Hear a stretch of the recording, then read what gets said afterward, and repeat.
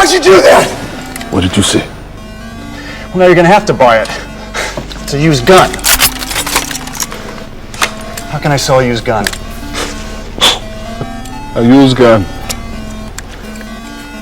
That's a good one.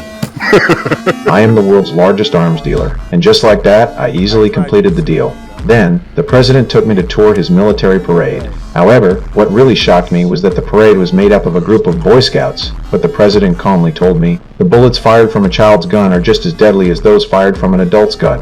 In 1995, Liberia in Africa, a land of freedom for black people, and a haven for arms smugglers. During the Civil War, I was in Africa, forming close business relationships with powerful figures from various countries, and my business kept growing. One day, my private plane was loaded with weapons, heading to Africa. Unexpectedly, in the air, I encountered an international police officer, who immediately opened fire on my plane, ordering me to land immediately. To avoid getting caught, I instructed the pilot to forcefully land on a busy village road. I had to destroy all the evidence before the police arrived. I opened the plane door, lowered the stairs, then grabbed an AK and handed it to a villager. Okay. Free sample. Tell your friends. Seeing this freebie, the villagers rushed onto the plane, some with grenades, some with guns, others with bullets, and some even carried boxes of weapons back home.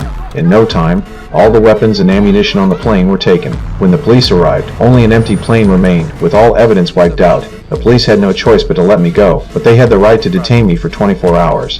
During that time, I witnessed the villagers' abilities firsthand. In less than a day, the group had stripped the plane down to just its frame, and in the end, even the tires were gone. Back at the hotel, I found the president waiting for me. It turned out, he had found the informant, and it was my competitor Weiss. The president handed me a pistol, and then shook my hand.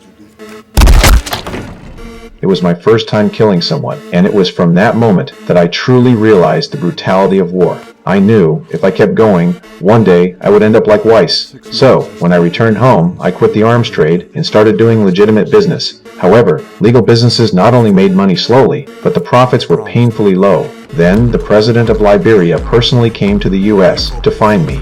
He said, the wars in Africa were becoming more intense, and he urgently needed a large amount of weapons. But I refused him on the spot. I told the president I had washed my hands of it and retired from the trade, but the president seemed to misunderstand and directly handed me a diamond, shoving it into my hand. Looking at the diamond, I gave in. I decided to go back to my old business.